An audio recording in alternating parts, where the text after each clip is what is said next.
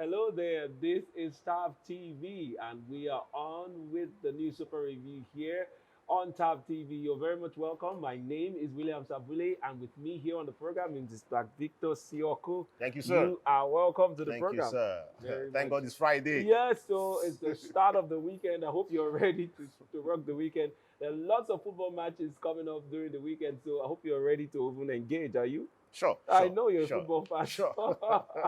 Well, as for me, I'll do my regular running arounds for this weekend.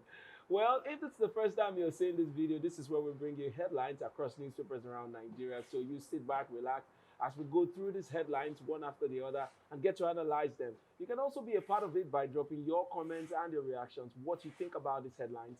On the comment section, we want to know what your opinion about the headlines will be, as we are going to also share ours here on the program. So you're very much welcome. But do well to subscribe to the channel by clicking on the subscribe button. Don't forget to turn on the notification, because that's how you get notified when next we come up with an episode of this program again. So let's get right into the business of the day that is going into the papers. And for today, we're going to begin our readings from This Day newspaper. Yes, This Day, very reputable paper, so we always start with that. All right, on This Day, the very top part of that paper, it says there, Senate, House committees back SICL's 100% acquisition of Polaris Bank. Investor paid 50 billion naira, assumed 1.305 trillion naira debt. Emefiele, sale marks completion of landmark intervention in a strategic institution. Very interesting headline there. So This Day is the place where you'll find details of that paper, of that news, I beg your pardon. All right, moving on to other headlines here on This Day, we see Aisha Buhari, not sure my husband's government has met expectations of Nigerians. You find that story on page 63 of This Day newspaper. All right, moving on, we see here Truss resigns as Britain's prime minister after disastrous 6 weeks tenure. That story is on page 5 of This Day. What a way to put the headline. Disastrous 6 weeks. She resigns after. All right, so go get the paper and jump to page 5. That's where you find the details. All right, other headlines here. See here, relief as Shell resumes crude oil export at 400,000 BPD for Cado's terminal. All right, the major headline on This Day here, it says Siemens deal. Buhari assures 20 power transformers, mobile substations ready by May. Says 2 transformers for inauguration next month. Reiterates partnership with Germany, Siemens to improve electricity generation. Lands training of 5,000 Nigerian engineers under PPI. And lastly, we'll take this one. It says there, Obasanjo laments deplorable conditions of roads in Nigeria. Find that story on page 58 of This Day newspaper.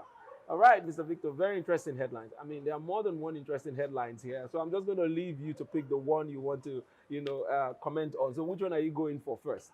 Okay, maybe we'll start with Truss. Oh, yeah. Okay. Okay, just like you mentioned, disastrous outing for her, 45. Okay, they say 6 weeks, but actually 45 days. Her reign just lasted for just 45 days. And if you go back to history, the last person that had such number, 180-something days, Mr. Canning, it happened in the 19th century, that's the 1800s. And his own ousting happened by death. It was more natural than the prime minister resigning. Okay, so, but come to think of it, persons will now be like, I'm coming from another angle now. Coming from the angle that she's a lady, does this now make them, in quotes, the black man, the African man, the Nigerian man will say ladies in politics are weak? Yeah. Okay, so you now ask the question, does it mean that ladies are weak? But I need to tell you no, because from 1970 down to this date, that Margaret Thatcher has been the highest serving prime minister from 1970 to date. And even up to date, she's still very much well respected. Yes. Yeah, from the history of that. Yes. She even beat the likes of Tony Blair. And you know Tony Blair was so powerful and prominent. Yes. And even Gordon Brown. Okay, so this is not just about a lady being weak. And I love how she came out to say, see, I could not meet up to the expectation. I could not meet up to the mandate that I came here for. What happened? She came in, well, she slugged it out with Sunak. Sunak was the person I really, will I say, loved to be there as prime minister, but unfortunately for him, he couldn't win, okay? He couldn't win the hearts of the conservatives, okay? Now, she released a mini budget just 2 weeks from her reign, released a mini budget of about 45 billion pounds, and she gave the whole major role went to the chancellor, who happened to be a Ghanaian, a lovely man, but unfortunately for him, that's Kwesi Kwantek. Unfortunately for him, he could not meet up to the expectation, because when they threw in the idea of the mini budget, activated it, the economy suffered so much loss because the pound was depreciating against the dollar, and there was just so much fiscal quakes, as in economic fiscal quakes that happened with their economy, and it really brought down the morale of the people of Britain. And before you knew it, his Truss sacked the chancellor, and was replaced by Jeremy Hunt, which is also, Jeremy Hunt is a very powerful person from the conservative family. And but along the line, she now saw that, see, this is not working. The pounds kept depreciating, more issues in the house. There was this distrust. So she came out. And I love the more, as in the way she, even from her press statement, the way she was just coming, smiling. But some persons might be like, why, this is a serious case, why would you be smiling? Because if you go back to the times when Theresa May was resigning, she was almost in tears. But in her own case, you could see the pressure from the nation that she just had to resign. But this particular person, she just gave up. And I think she gave up so quickly. But just like the UK, they don't tolerate nonsense. If you cannot deliver, just pack your bags and go. So this is just what happened. But going forward, I do not want to relate this to Nigerian politics. Please. Well, it could be related. I was even going to go there because, I mean, look at how bold and how courageous, I must say, she has been to actually own up and say, okay, I cannot handle this. Same as her, predecessor before he left office. He said, okay, I've made some very grave errors here and there, so I want to take responsibility by stepping aside. Same as this woman. And I must tell you that for me, I feel she's really courageous to do this. And if you liken that to politics here in Nigeria, it's a very different thing. Even though the circumstances look almost alike, where our economy currently has been under serious pressure and on a nosedive for 7 years now, it has been on like a downward, movement from 2000 for 7 years now. And the government has refused to take responsibility for it. This is a government coming to say, okay, we cannot handle it, so we're going to step aside for more capable hands to come in and take over. But we have in Nigeria that can never happen. If you try it, your village people will come after you. People in your government will come after you and say you're going mad. Remember when Goodluck said he doesn't want to contest back then when he was going to contest for his general second term, and there were speculations here and there saying he may not do it again. And then you hear people openly come out and say he cannot try it. If he tries it, he will not come back home.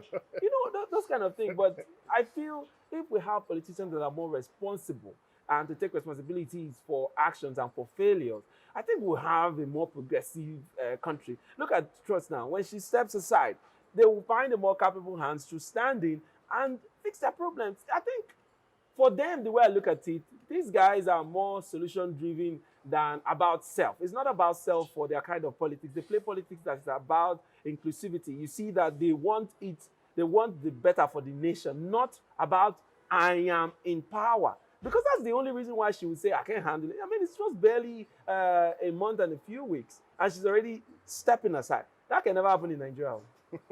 Yes, we will. Mr. Bule, you are taking me back. You are taking me to the Nigerian scene, but I need to now say, you say I should talk. Let me talk. Okay. If you think back, I think let's analyze this with respect to our finance ministers. Look at what happened to Kwesi Kwantek. When it did not work, he was sacked and he left. Meaning that the superior there, the head of government, make sure that if you do not meet up to the demands, you go. Just like herself, she did not meet up to the demand, she went. Look at what is happening in Nigeria. Our current finance minister came out to say that, CEO, come 2022, what do you call it? Fuel subsidy will be thing of the past. That the fuel subsidy will not be included in the budget. Before you knew it, fuel subsidy is there. So who do you blame? You tell the presidency. Look at what you people say. Say no, as the finance minister. Finance minister, no, Buhari, no. They just be playing. Now, but in senior crimes, somebody must take responsibility, and the person will go. Yeah. Let's take it back again to Kemi Adeosun. Kemi and her, is it not NYSC forged documents? Yes. My brother, they fought. No, it's not my brother. It's NYC. It's not NYC. You know now, when she's supposed to come, this is her age. They will talk everything. At the end of the day, her own is that she maneuvered her way and sneaked out. I will call it because in her own case, she sneaked out from her position. Yeah. Why did I say sneaked out? Because in a Senate crime, by now, Adeosun should be in prison, facing charges for what? For fraud and playing us, dribbling the masses at the end of the day. But in Nigeria, well, in Nigeria case. You got away. So going forward, what is now happening in the UK? By October 28th, or thereabout, there should be, we should know, the public should know the next prime minister. Who are the persons in line? Well, I say fortunately or surprisingly, Boris Johnson seems to be back again. But do I think that he I don't think he's going to make it back. He won't make it back because, I mean, he really didn't succeed in the most important plan that fell under his administration, which is the Brexit. And since he couldn't handle that very well, he left office. So I wonder why he would make it back into the system. What is going to give him that leverage to come back in? I do not see him as somebody that is good, because look at during his time, mind you, many ministers were just resigning one by one. They were just so tired of him. So I don't know how he's going to win their hearts this time around. But I think personally, Sunak might take the day. And yes, there's another lady out there, Jenny Murdoch or something like that. She's up there. She's gaining the buzz. But let's see. But now, out of the 170 members of the Conservative Party, they are saying that they want to just trim it down for the legislators to decide who becomes the next prime minister, because they don't have time. But come to think of it, see, I think personally, it's over for the Conservative Party come the general election, which should happen by 2024, because come to think of it, people are tired of them because they've been just changing baton here and there, meaning that they do not have anything to offer. No, they do not have that any other thing to offer. And I also see them splitting. Maybe in the next coming months, something might just happen and they might split to get another party from there. But I assure you, if this remains this way and the people of the UK do not call for an immediate election, Labour Party come 2024 should have their day. All right. Okay. We're going to leave that story there. So we can take other headlines. Thank you very much for that in-depth analysis. All right. We're going to move on to our next paper, and that will be Vanguard for today, the 21st of October, 2022. And on Vanguard, we see here as the top headlines there, it says Kogi receives first derivation allocation as oil-producing state. That story is on page 5 of the Vanguard newspaper. Other headlines here, it says alleged fraud, ex-Lagos AG Sashore arraigned, granted 50 million naira bail. All right, just moving downwards, we see CBN Amcom sell Polaris Bank to SCIL at 50 billion naira. That you'll find on page 22 of the Vanguard newspaper. Also, as the major headline, it says here, special report, out of school children hit 20 million as poverty, insecurity worsen. Sad, British lives of 20 million out of school children. Also, we see kids into alcohol, hard drugs, smoking, situation escalating in South states. Governments pass buck, highlight measures to tackle menace in some states. Most street children in rivers, cross river from north. You find all of the details on page 5 of the Vanguard newspaper. Moving downward to see second anniversary, police tear gas SARS protesters as Lekki toll gate. All right, I'll take that one more time. It's the second anniversary, police tear gas SARS protesters at Lekki toll gate. Other stories on the Vanguard here, we see Interpol arrest over 70 suspected fraudsters linked to black axe cult in Nigeria. Details is on page 6 of the Vanguard. And lastly, I'll take this one. It says $176 billion modernization project stalled as promoters battle federal government customs in court. We find story on page 8 of the Vanguard newspaper. All right, Mr. Victor, let me come back to you. I'd like you to address this story. It says CBN, Amcom sell Polaris Bank to SCIL at 50 billion naira. Well, we know that they are beginning to sell some assets, or they are intending to. And this is not coming as a news for us, but it's a bit surprising. What's your reaction? Okay, well, it's surprising for me, not really, because Polaris Bank has been up there for sale. Mind you, the government through the APCON, CBN and APCON, they had to grab what's their name, Skybank. It was formerly Skybank, if you remember. That was in 2018 or thereabouts, because of monetary issues that they had, and they were just bought over. Or they were just, will I say, what word did I use? Taken over. Okay, taken over by the government. And just yesterday, the report came out that they've concluded plans to selling them out for 50 billion, and they have a loan deficit of 1 trillion naira. But that's just like you mentioned, many things are about to be sold, in quote, by the government. Okay, so just another report came out that the budget of 2023 we might not be able to meet up. In fact, we will not be able to meet up. Not mind, unless we go out to get loans. But mind you, we are so much indebted. Okay, so we have a deficit of 10 trillion naira already for the budget. How do we fund next year's budget? That's a big issue right now. So what are they proposing? They are proposing to sell assets. What kind of assets? Assets like what do you call them? What's this asset? The National Theatre, TBS. That's Tafawa Balogun Square. All of our hydro power plants and other assets that the government cannot manage. Aluminium companies, iron ore companies, those that they are just packed there, locked and key. Why don't we sell it to private sector? But the problem now is there will be political infractions going on.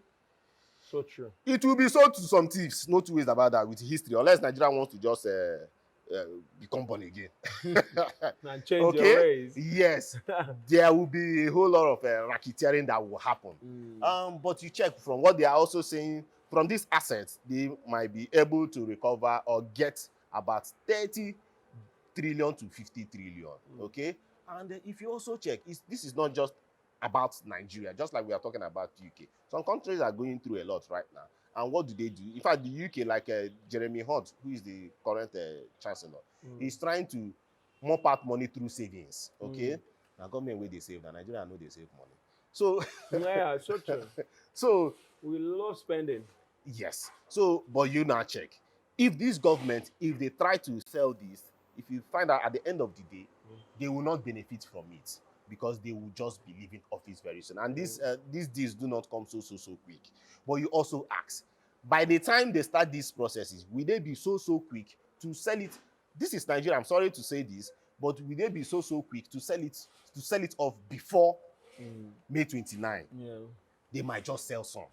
If Buhari does not take time, they might just sell some to themselves. Are you getting me? Yeah. Look at what happened to the power sector. They rushed the whole processes before you know it. Many persons, if you are supposed to buy for, let's say, 1 billion naira, you go ahead and buy the product, buy the company for just 100 million. Sometimes they even do 5% valuation. The 95% will just be total waste on the head of Nigeria. So, personally, if you ask me, yes, some assets should be sold, but maybe not just all of them. They might just sell or concession. That's another thing. If they can concession some that say, okay, see, some ones that has some liquid in them, concession them so that the government can be collecting taxes at the same time. You're concessioning them, then personally too, I think some of our roads, the ones that are good though, not the crazy ones, should be told. Tolling a road is not a sin. Go out there in some countries out there, even major countries of the world, they told their roads, okay? But the problem with Nigeria is, will they account for these monies that will be collected? Yes, and will this monies be also be used to, aside maintaining, because it's part of it is to maintain the roads and keep it in a very and pay back state, the loans, and then pay back loans and all of those things. It's all about maintenance and also helping revenue for the government. But we don't know if we trust our government enough to come through with all of this. Yes. All right, we're going to move on to our last paper for the day. But before we do that, we want to go on a very short break. So when we come back, please join us as we take on our last paper, which is The Guardian. So you stay tuned. Now that you have registered for your PVC, it doesn't stop there. Ensure you pick up your PVC. Be alert. Join many Nigerians to vote credible leaders that will change the tide of this nation. Do not sell your vote. Remember, this is our future. Your vote is your voice. This message is proudly brought to you by Thav Media Limited. Welcome back from that short break. We're still on the New Super Review here on Top TV. My name is William Sabule, and I'm still here with Mr. Victor Shioko. And together, we've been taking the headlines. Do well to drop your comments and your reactions on the comment section. We want to know what you think about the headlines we are reading here. And please join us as we go on to take our last paper for the day, which will be the Guardian newspaper for the 21st of October. And the Guardian here says, can president dissociate self from APC presidential campaign list? That story you find on page 2 of the Guardian. We also see here, Truss resigns after 45 days as UK Prime Minister. All right, moving on, you see tragedy as 10 die, 5 vehicles burned in Ogun, tanker explosion. Okay, moving downwards to the major headline, it says Nigeria Air revs on excess budget, doubtful partnership model. All right, right under that, you see only Ethiopia Airlines bid for new national carrier. How 49% ownership controlled by foreign interests will rob Nigeria on Basa roads. Stakeholders, it is another private interest masquerading as national carrier. Project to mimic Virgin Nigeria's mistake. All right, at the very bottom part of the paper, we see lessons of NSAS not learned. 2 years on, citizens tell government. Find that story on page 6 of the Guardian newspaper. I'm going to ask you, just as it has been said here, do you think the government has learned anything? And 2 years on, Nigerians are still feeling, Nigerian youths, that is, are still feeling very much aggrieved by everything that happened that day. They don't seem to have gotten respite, from the happenings of that day. So they say the government has not learned anything 2 years on. Do you agree with them? Oh, sure, because you asked the question, how many police officers has been indicted after that? What about the reports from some other states and even the judicial panel of inquiry? Yeah. Okay. So what has the government done since then? Personally, just like we made mention during yesterday's discussion, they've done well with respect to at least increasing the salaries of the police to some extent, okay? And some persons might be like, why didn't they do like 200% increment on their salary? But I just ask the question, will they do it only just for police? There are other persons out there many that other will security cry. parastatals that will also call for that will also cry, okay? Unfortunately, if you start evaluating, I don't just want to talk about only the economic part, okay? But let's now talk about training and retraining of the police officers. Which is really key. Yes. What have they done about that? What about psychological evaluation that we talked about yesterday? What has the government done about that? What about the victims? What have they done with respect to the victims? Any compensation so far? I do not think so. So you ask, for the past 2 years, personally, they've not done well, okay? And yes, the youth, I think the side of the youth have done well because the clamor or the voice that they raised in 2020 has really, one way or the other, touched the hearts of some police persons, okay? But there are still issues mounting up day in, day out. That the police needs total reform. No two ways about that. I'm not talking about even the state and local government police. No, I mean the police as a structure. Discipline. Nigerian police force lack discipline. My brother, have you recently gone to the police to see what happens by the counter? Those women out there, the way they treat citizens, the way they treat corporates, even visitors. In fact, let me just even only visitors. The way they treat visitors, the way they talk to visitors, you'll be like, finally, these people don't get training. Are you getting me? They see everybody as their enemy. They see everybody as criminals. So there is a whole lot of job to be done with the police. Sure. Going forward, there were some, infighting that happened just yesterday. Okay, and Nigeria. Some persons start things, especially activists. They start things with clean mind in quotes. But along the line, you find out that most activists we have in this country, my brother, at the end of the day, their belly will face front, and they will collect the largest they want. I'm not calling any name right now, but if you go back and check, most of these activists that started this NSAS movement, they've all moved on. Most of them have moved on. Some have even found a way to stay with the side of the government. Are you getting me? I do not want to mention. They played safe. Yes. And some persons out there are also lamenting that, this person has been sold out. This person has collected money one way or the other. But something else happened lastly by the VP candidate of the Labour Party. That he mentioned on live television, that using the word massacre for Lekki, calling it Lekki massacre, that is it is debatable. So Nigerians have come for him. So, but I also went out to check the meaning of massacre. Massacre in the dictionary means unjustful brutalization of persons, of many persons.